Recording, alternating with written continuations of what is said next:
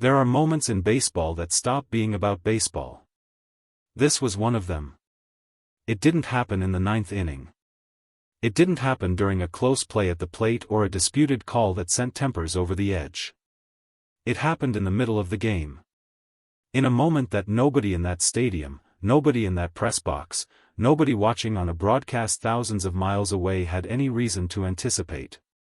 Walker Buehler attacked Shohei Ohtani. Not with words. Not with a brushback pitch that could be debated and contextualized and argued about for 3 days on sports radio. What happened was physical. It was visible. It was caught on camera from multiple angles. And the moment it happened, the energy inside that stadium transformed into something that had no name in the standard vocabulary of a baseball game. The Dodgers GM did not wait for the umpires to process what they had seen. He was already moving. And by the time MLB released its statement, the words they chose were not the careful, diplomatic language that leagues use when they want to minimize a situation. They used the word explosive for a reason. To understand how this moment arrived, you have to understand the tension that had been building long before the first pitch of the game. Walker Buehler had not been quiet in the days leading up to this matchup. He had made comments. Not the standard competitive rhetoric that players exchange through media channels before a big series. These were specific. Personal. Directed. He had said, in an interview that circulated widely, that Ohtani's dominance was being treated with a reverence that he personally found excessive. He had suggested that the baseball world had constructed a version of Ohtani that existed somewhere above the game rather than inside it. He had used the phrase untouchable in a way that was clearly not a compliment. Those words were noted. They were filed away. And in the Dodgers organization, they were not forgotten. Ohtani himself had not responded publicly. He never does. That is one of the most consistent and disarming things about him. The louder the noise around him becomes, the quieter he gets. He absorbs it. He processes it somewhere private. And then he shows up and plays baseball. He showed up. He played baseball. And then Walker Buehler did what he did. The game had reached the middle innings. The score was close enough that every at-bat carried weight. Every pitch carried consequence. The kind of game where players feel the pressure of each moment accumulating beneath their feet like water rising. Ohtani had already made his presence felt. That was not unusual. It is never unusual. He had done the things he does in the ways that make opposing dugouts feel like they are playing against a concept rather than a person. When Ohtani moved through the baseline area during a stoppage in play, Buehler was nearby. What happened next took less than 4 seconds. But 4 seconds was enough. Buehler moved toward Ohtani in a way that was not accidental. Players who have been on baseball fields their entire lives understand the difference between an accidental collision and a deliberate approach. The umpires understood it immediately. The cameras captured it without ambiguity. And everyone in the lower sections of the stadium who had a direct sightline to where it happened felt their stomach drop before their brain had fully processed what their eyes were seeing. The contact was physical. Aggressive. Targeted. Ohtani did not go down. He absorbed the impact with the kind of physical composure that speaks to both his conditioning and something harder to define. Something closer to refusal. He did not retaliate. He did not escalate. He steadied himself and looked at Buehler with an expression that cameras caught clearly and that analysts would spend the next several hours describing in different ways. Some called it calm. Some called it something colder than calm. The umpires reacted within seconds. But the Dodgers GM had already reacted faster. He had been in his box when it happened. He saw it in real time. And the people around him would later describe his immediate response as something they had never seen from him in all the years they had worked alongside him. He was on his feet. He was moving toward the appropriate channels of communication within the stadium structure before the umpires had finished processing what they were looking at. He did not make phone calls. He did not send messages through intermediaries. He went directly to the people who needed to hear what he had to say. He urged the umpires to eject Walker Buehler. Not requested. Not suggested. Urged.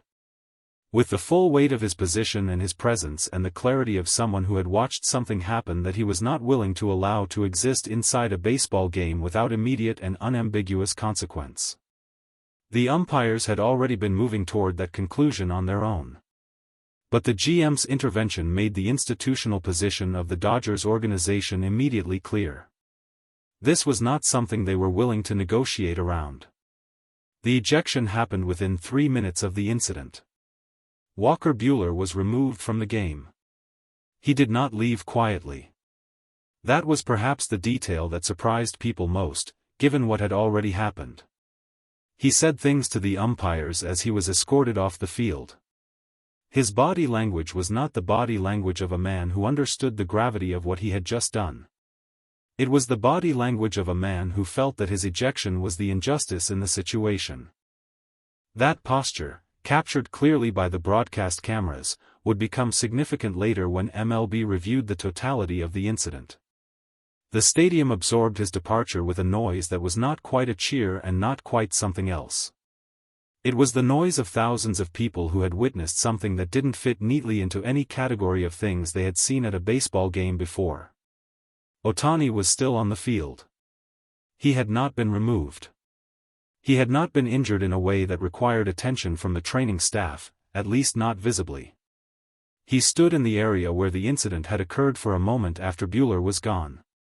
Then he walked back toward the Dodgers dugout. No celebration. No acknowledgement of what had just happened. No performance of the moment for the cameras that were trained entirely on him. He sat down in the dugout. He picked up his bat. He waited for the game to continue. The MLB statement came before the final out. That was the detail that told you everything about how seriously the league was treating this situation. They did not wait for the game to end. They did not wait for press conferences. They did not go through the standard process of reviewing the incident over 24 to 48 hours before communicating anything publicly.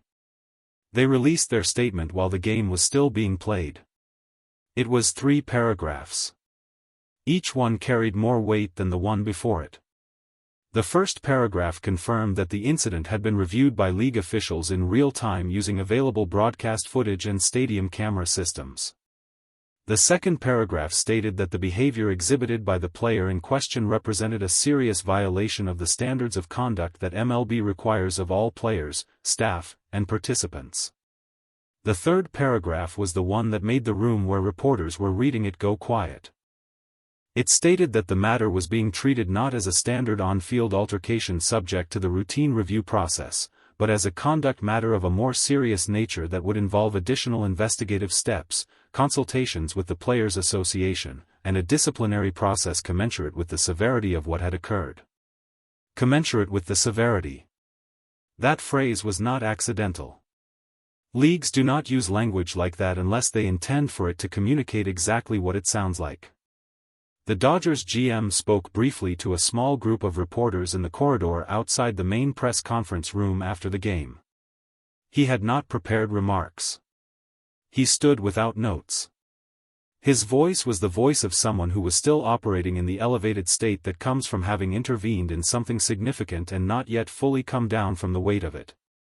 What I saw today was not acceptable. I want to be direct about that. It was not acceptable as a baseball play. It was not acceptable as competition. And it was not acceptable as human behavior on a professional athletic field. A reporter asked whether he had anticipated anything like this given Buehler's comments in the days leading up to the game. He looked at the reporter for a moment before answering. Words are one thing.